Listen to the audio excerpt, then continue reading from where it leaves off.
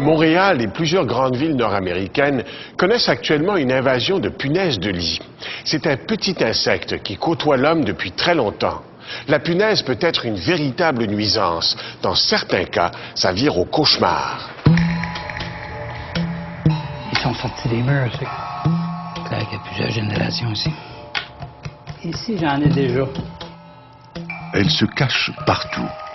La débusquer n'est pas facile. Il faut bien la connaître. Ici, j'en ai. J'ai des adultes ici. C'est la punaise des lits. Harold Levy est entomologue, mais aussi un spécialiste du contrôle parasitaire. Ici, j'ai de tout. Des appartements comme celui-ci, envahis par la punaise, il en voit toutes les semaines. C'est un insecte qui a appris à se défendre d'une façon incroyable. Elle fait la morte quand on la voit, elle se cache très très bien, elle pond à peu près n'importe où, elle pond à plusieurs endroits, ce qui fait qu'elle est très difficile à détecter. Pour qu'on puisse faire un travail contre les punaises qui est bien fait, il faut vraiment avoir beaucoup de rigueur. Je suis à peu près sûr qu'on va avoir de l'action un peu là. Ici, il y en a beaucoup. Dans le cas des punaises, notre travail prend tout son sens parce qu'un problème de punaise, c'est un problème humain absolument incroyable. Les gens où on travaille pour le problème des punaises, où on règle les problèmes de punaises, sont souvent des gens qui sont carrément au désespoir.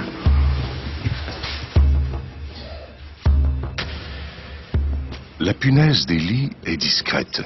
Elle n'aime pas la lumière. Elle se cache surtout dans les recoins sombres des matelas, des sofas, partout où sa proie, l'humain, a l'habitude de somnoler et de rester plusieurs heures sans bouger. Et c'est clair qu'il faut traiter la base du mur qui est ici parce qu'il y en a dans le mur. Et si son nombre augmente, elle envahit tout.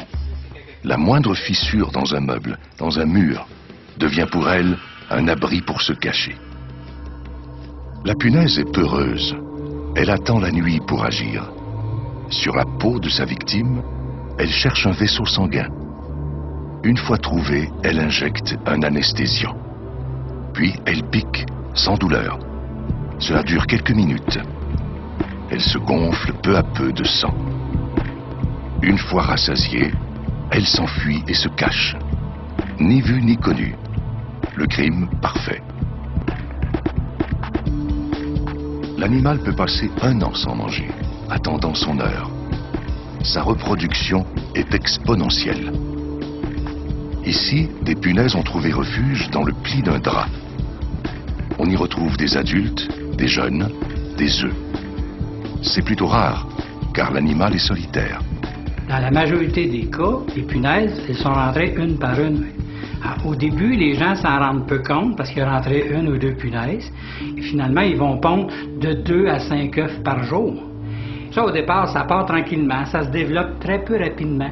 Pendant presque 1 mois, 1 mois et demi, et tout d'un coup, il y a une explosion. Personne ne comprend pourquoi il y a l'explosion. C'est parce qu'à ce moment-là, c'est la maturité sexuelle qui a été atteinte de tous les petits de la première génération. Alors, ça fait une quantité absolument fabuleuse. Au départ, ça part tranquillement. Il y a peut-être 100 punaises au bout d'1 mois ou au bout d'1 mois et demi. Au bout de 6 mois, on parle de 35 000 punaises. Puis 3 mois plus tard, on est rendu avec des centaines de milliers de punaises, sinon plus. L'animal est coriace. Pour s'en débarrasser, il faut utiliser des produits chimiques spéciaux, une affaire de spécialistes. La punaise est sensible aux extrêmes de température. La vapeur très chaude est une arme efficace. Pour une décontamination totale, tous les objets personnels sont mis dans des sacs et isolés. Il faudra soit les laver à l'eau très chaude, ou encore les exposer au froid. On s'est rendu compte qu'à moins 10, les punaises ne résistaient pas très longtemps, 1 journée ou 2, et ils ne pouvaient pas résister plus longtemps que ça. À l'autre extrême, à plus 55. Donc, on travaille beaucoup avec la vapeur, on travaille avec la chaleur, on travaille avec le froid. Il y a des endroits où on a loué des camions réfrigérés, puis on a mis les choses dans le camion réfrigéré. Dans sa relation avec l'humain, la punaise est fidèle. Elle peut passer sa vie à ne piquer qu'un individu, toujours le même. Et contrairement aux moustiques, sa piqûre ne transmet aucune maladie. Cet insecte est un vieux compagnon de l'humanité. Les insectes sont apparus sur Terre il y a à peu près 400 millions d'années. La punaise n'était peut-être pas là à ce moment-là, mais son ancêtre y était. Ils ont traversé les changements climatiques, puis ils se sont trouvés dans les cavernes, transportés par les chauves-souris. Dans les cavernes, ils ont rencontré l'homme. Quand l'homme est sorti des cavernes, il est sorti avec un nouvel ami qui était la punaise. On peut dire que jusqu'à arriver au début du 20e siècle, avoir des punaises, c'est quelque chose de normal. Ça faisait partie de la vie de tous les jours. L'arrivée des pesticides au début du 20e siècle et l'amélioration des mesures d'hygiène ont à peu près fait disparaître les problèmes de punaises. Depuis environ 1995, on assiste au retour en force des punaises, une conséquence malheureuse de la mondialisation. Les gens voyagent de plus en plus et dans leurs bagages, ils rapportent des passagers clandestins, les punaises. On peut dire que la punaise, c'est un insecte de voyageurs. Alors, dites-vous que les hôtels sont particulièrement infestés par les punaises. Tout ce qui s'appelle hébergement, là, et surtout de personnes qui voyagent d'un pays à l'autre, c'est là que ça commence. Il y en a là, délogé. Les quartiers les plus défavorisés ont plus de problèmes avec les punaises qu'un quartier huppé. Une des raisons, c'est que dans ces quartiers-là, on fait plus de ramassage de trucs sur le bord du chemin ou de meubles ou de linge seconde main qu'à des quartiers huppés. Dans ces quartiers-là, souvent, les gens ont peur de leurs propriétaires. Ils ont peur d'être appelés à payer pour, puis compte tenu qu'ils n'ont pas de sous, ils vont endurer pendant beaucoup plus longtemps le problème. La punaise a même fini par inquiéter la santé publique.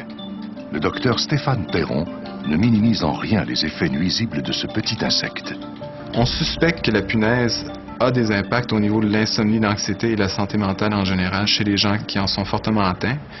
Et finalement, un aspect qui nous préoccupe, c'est lorsque les personnes sont infestées et qu'elles-mêmes utilisent leurs propres produits ou leurs propres méthodes pour se débarrasser de la punaise, on craint qu'il y ait des impacts à ce niveau-là au niveau de la santé publique.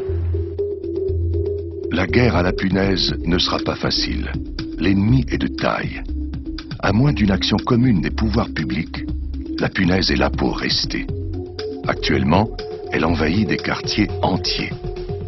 Toutes les grandes villes nord-américaines connaissent le même problème. À Vancouver, il y a une étude qui a été faite qui montrait que l'augmentation se faisait au rythme de 600% par année. Et je peux vous dire que présentement à Montréal, on est rendu là facilement. 6 à 700% par année d'augmentation, c'est quelque chose qui ressemble à la réalité. L'une des armes de la punaise, c'est la honte qu'elle suscite chez ses victimes. On n'ose pas en parler. On préfère ne rien dire. On endure. Il ne faut pas avoir honte d'avoir des punaises. Avoir des punaises, c'est comme attraper une grippe ou le rhume. J'ai jamais eu honte d'avoir attrapé le rhume. Il y a des fois, j'aurais peut-être pu m'habiller mieux, mais j'ai jamais eu honte. Et finalement, c'est la même chose. En attendant que les pouvoirs publics prennent les punaises au sérieux, ces petits insectes auront la belle vie.